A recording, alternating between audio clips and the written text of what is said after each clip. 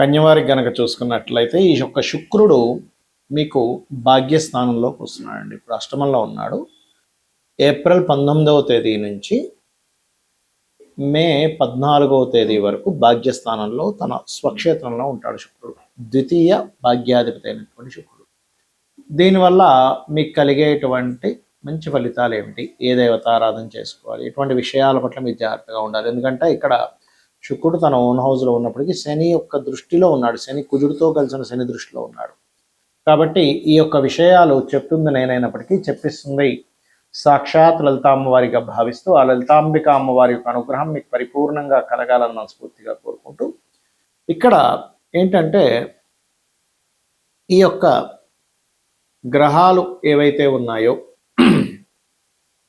ఈ శని కుజ మరియు శుక్రుడు ఓన్ హౌస్లో ఉన్నందుకు మీకు ధన సంబంధించినటువంటి విషయంలో ఏవైనా చూడండి, కొంతమందికి కొన్ని ట్రైనింగ్ టీచింగ్ ఇచ్చేటువంటి ఉద్యోగాలు రావడం, భూమి మూలంగా లేకపోతే పంటల మూలంగా వీటి మూలంగా కొంతవరకు కలిసి రావడం, ఇటువంటివి ఇస్తూ ఉంటుంది. గుర్తుపెట్టుకోండి.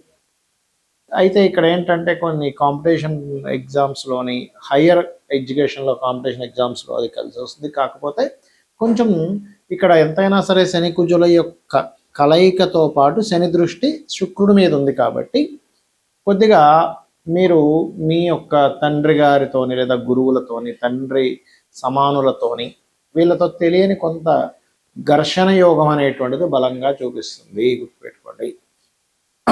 అలాగే మరొక విషయం ఏంటంటే ఇక్కడ గమనించినట్లయితే ఈ యొక్క చతుర్థాధిపతి సప్తమాధిపతి అయినటువంటి గురువు కూడా దశమంలో ఉన్నాడు. కాబట్టి మీరు ఏదైనా సరే బ్యాంకింగ్ సెక్టార్లు, టీచింగు, ట్రైనింగు, ఈ కన్సల్టెన్సీ, లా రిలేటెడ్ ఇటువంటి సంబంధించిన, లేకపోతే రియల్ ఎస్టేట్ సంబంధించిన, లేకపోతే వ్యవసాయంలో అందులో ముఖ్యంగా మనకి ఆర్గానిక్ ఫార్మింగ్ ఉంటుంది. ఇటువంటి వాటి మూలంగా కూడా మీకు ధనయోగం అనేటువంటిది బలంగా చూపిస్తుంది. లేదా తల్లిగారికి సంబంధించిన ధనం కొంతవరకు రావడం, ఇలాంటివి కొన్ని మంచి ఫలితాలు కూడా ఇస్తుంది ఇక్కడ.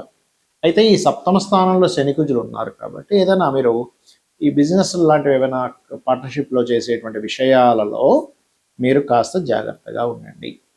పార్ట్నర్షిప్స్, జీవిత భాగస్వామి విషయంలో కొంచెం జాగ్రత్తగా ఉండాలి. కాకపోతే ఇక్కడ భాగ్యస్థానంలో శుక్రుడు ఉన్నందుకు కొంతమందికి చూడండి, మొదటి వివాహం ఏదైనా కొన్ని కారణాల వల్ల చెడిపోవడమో, డివోర్స్, ఇంకో కారణం, రకరకాల కారణాలు ఉంటాయి. అటువంటి వాళ్ళకి రెండో వివాహం కోసం చేసే ప్రయత్నము ఖచ్చితంగా ఫలిస్తుంది. ఇక మీరు నిత్యము చేయవలసినటువంటిది వెంకటేశ్వర స్వామి యొక్క ఆరాధన చేయండి. శని కుజ గ్రహాల దగ్గర దీపారాధన చేయండి. వివాహం కోసం ప్రయత్నం చేసేటువంటి వారు ఓం కామేశబద్ధ మాంగళ్య సూత్ర శోభిత కందరాయే నమః అనే మంత్రం చేసుకోండి. అన్ని విధాల మీకు బాగుంటుంది. అయితే మీ యొక్క జాతక చక్రంలో గనక శుక్రుడు ఏ స్థానాల్లో ఉంటే ఏ ఫలితాలు ఇస్తాడో చెప్పుకుందాం. అయితే ఇక్కడ మీరు అర్థం చేసుకోవాల్సింది 2 వర్గాలు ఉంటాయండి ఎప్పుడు కూడా. ఏమిటది అంటే ఒకటి గురువర్గము, శని వర్గము. మనం ముందుగా తెలుసుకోవాల్సింది ఏంటంటే గురువర్గ లగ్నాలు ఏంటి, శనివర్గ లగ్నాలు ఏంటి. ఏమిటి ఆ లగ్నాలు?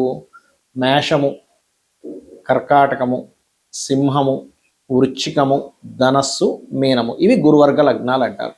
మరి శనివర్గ లగ్నాలు ఏమిటండి అంటే వృషభము, మిథునము, కన్య, తుల, మకర, కుంభరాశులు శనివర్గ లగ్నాలు అవుతాయి. మరి ఈ యొక్క వర్గ లగ్నాలకి శుక్రుడు కొన్నిటికేమో శుభుడు, కొన్నిటికి పాపవుతాడు. ఎవరెవరికి? శనివర్గ లగ్నాలకి శుభుడు అవుతాడు. ఎందుకు అంటే లగ్న షష్టమాధిపతి శుక్రుడు వృషభ లగ్నానికి అయితే, మిథునానికి పంచమాధిపతి. ఎలా అయితే మనం సర్వే త్రికోణనేతారో గ్రహ శుభల ప్రదాహన పరాశ్రమాస్ చెప్పారుగా, కాబట్టి ఆ రకంగా శుభుడు అవుతాడు. పంచమ వ్యయాధిపతి అయినప్పటికీ, వ్యయాధిపతి వచ్చినప్పటికీ పంచమాధిపత్యం వచ్చింది కాబట్టి సింగిల్ ప్లానెట్. అలాగే ఈ యొక్క కన్యా లగ్నానికి ధనాధిపతి, తులా లగ్నానికి లగ్నాధిపతి, మకర లగ్నానికి పంచమ దశమాధిపతి రాజ్యోగకారకుడు, కుంభానికి కూడా చతుర్థ భాగ్యాధిపతి రాజ్యోగకారకుడు. మరి మిగతా లగ్నాలకి శుభుడు అవ్వడు. మరి శుభుడు అవ్వనంత మాత్రం చేత మరి శుక్రుడు డబ్బులు ఇవ్వడా? ఎందుకంటే శుక్రుడు ధనాన్ని ఇచ్చే కారకుడు కదా. మరి ధనం ఇవ్వకుండా ఉండిపోతాడంటే అలా ఏమి ఉండదండి. ఒక్కొక్కసారి గ్రహం ఎలా ఉంటుందంటే మీ జన్మజాతకంలో ముఖ్యంగా మీరు చూసుకోవాల్సింది శుక్రబలము బాగుంటే మీకు కలిగే ఫలితాలు ఏమిటంటే, ఒకటి లిక్విడ్ క్యాష్, కాస్త చేతిలో డబ్బులు కనబడడం, వాహనం ఉండడం, గృహం ఉండడం, మరియు అదేవిధంగా చక్కటి భార్య. ముఖ్యంగా ఎందుకంటే మనకి అన్నిటికంటే గొప్ప యోగం చక్కటి జీవిత భాగస్వామి రావడం, వివాహ జీవితంలో ఎక్కడా ఇబ్బందులు లేకుండా ఉండడం అనేటువంటిది శుక్రుడు బాగుంటే జరుగుతాయి. అయితే ఇందులో ప్రధానంగా ధనుర్లగ్నం వాళ్ళకి మాత్రం శుక్రుడు 6వ అధిపతి అవుతాడు, 6, 11 అధిపతి అవుతాడు. ఇప్పుడు ఇంకొంచెం ఎక్కువ బాధిస్తుంటాడు, ఎందుకంటే సప్తమాధిపతి బాధకుడు, దాంతోపాటు ఈ శుక్రుడు కూడా కొంచెం 6, 11 ఆధిపత్యం కాబట్టి. అయితే ఇక్కడ మీకు లగ్నంలో ఉన్నాడు అనుకోండి, అది ఏ లగ్నమైనా, అయితే ఇక్కడ ఏ లగ్నమైనా అనే దానికి ఒక రిజల్ట్ ఉంటుంది, మీ లగ్నానికి శుభుడైతే ఒక రిజల్ట్ ఉంటుంది, గుర్తుపెట్టుకోండి. పాప అయితే ఏంటంటే అక్కడ శుక్ర సంబంధంగానే ఇబ్బందులు వస్తాయి, గుర్తుపెట్టుకోండి. లగ్నంలో ఉంటాయి.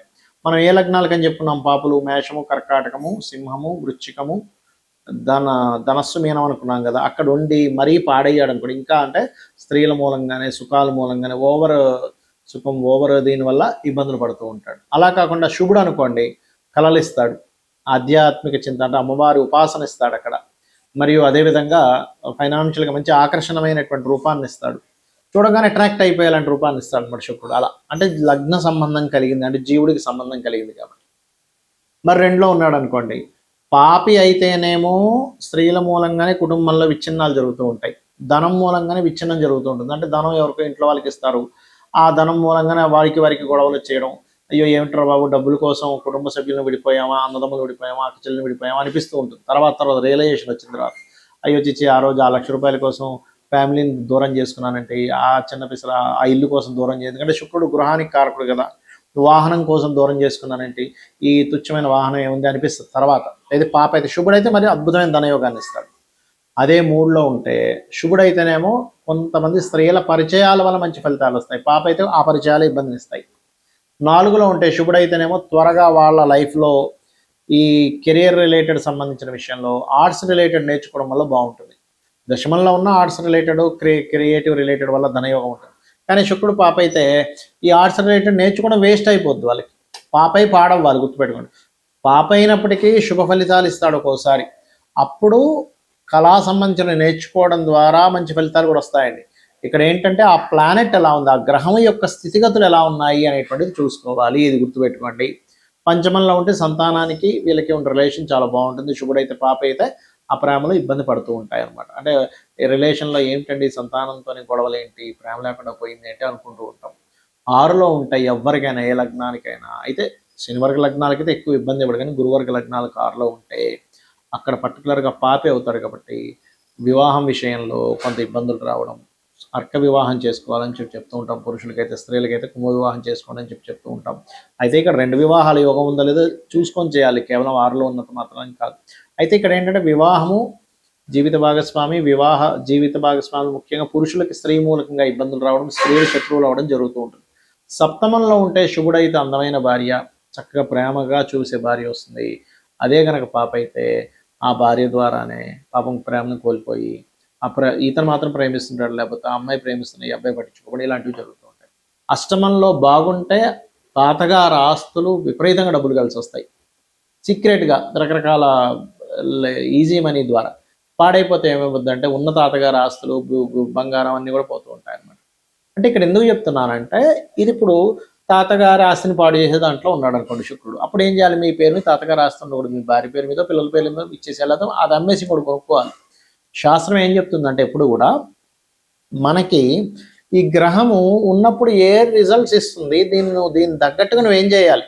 ఇప్పుడు చూడండి, కొంతమంది బాడీలో ఇది పడదండి అన్నప్పుడు అది పడదు, అది తినకూడదు, ఇంకంతే. అది ఈ పలానా ఫుడ్ పడదండి, లేకపోతే పలానా వాతావరణం పడదండి, పలానా టాబ్లెట్స్ పడవు, కొంతమందికి టీటీ ఇంజెక్షన్ పడదు, మనందరికీ మంచిదే కదండి అంటే ఆ వ్యక్తి పడదంతే. అలాగే జన్మజాతకానికి కూడా ఏంటంటే ఈ గ్రహం పడదు, ఈ గ్రహం స్థితి బాగాలేదు అన్నప్పుడు దాని జోలికి వెళ్ళకూడదు, అంతే సింపుల్.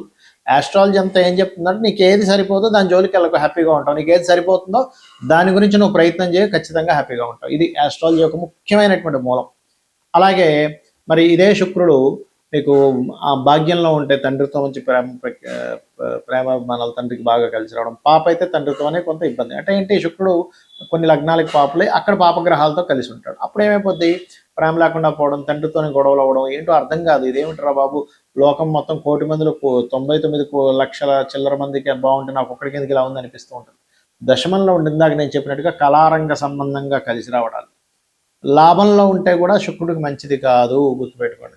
కాకపోతే ఫ్యాషన్ రిలేటెడ్ బిజినెస్ల ద్వారా కలిసి వస్తుందేమో, జీవిత భాగస్వామితో సెక్సువల్ రిలేటెడ్ సంబంధించిన విషయాలు పొటెన్షియల్ తగ్గుతుంది లాభంలో ఉంటే గుర్తుపెట్టుకోండి. ఎందుకంటే సెక్స్ వీటికి కారకుడు శుక్రుడు, సెక్సువల్ పొటెన్షియల్ కారకుడు. ఆయన లాభంలో పడిపోతే ఏమైపోతుంది అంటే వ్యయంలో ఉంటేనేమో చాలా మంచిది శుక్రుడికి, కానీ లాభంలో ఉండకూడదు. బట్ కొన్ని బిజినెస్లకి చాలా మంచిది, కానీ ఈ మ్యారిటల్ లైఫ్ సంబంధించిన విషయాలకి పనికిరాదు 11లో ఉండడం. ఇక ఇప్పుడు మీరు అనిపించవచ్చు ఏమని మరి 11లో ఉన్న వాళ్ళందరికీ ఇంకా ఇదైపోతుంది అంటే, ఒక్కొక్కసారి ఏమో దశ రాదు వాళ్ళకి, ఎప్పుడో ముసలి ఏజ్ అప్పుడు ఒక 60-70 ఏళ్ళు ఇప్పుడు వస్తుంది. అప్పుడు లాభంలో ఉంటే ఏముంది, అప్పుడు ప్రత్యేకంగా అతనేమి ఆయన నిరూపించుకోవాల్సింది, పిల్లల్ని కనాల్సిన అవసరం లేదు కదా అక్కడ, కాబట్టి అక్కడ ఇబ్బంది ఏమి ఉండదు. దశ ఎప్పుడు వస్తుందో కూడా చూసుకోవాలి ఇప్పుడు కూడా. అలాగే 12లో ఉంటే చాలా మంచిది, మంచి కంఫర్ట్స్ అనుభవిస్తాడు.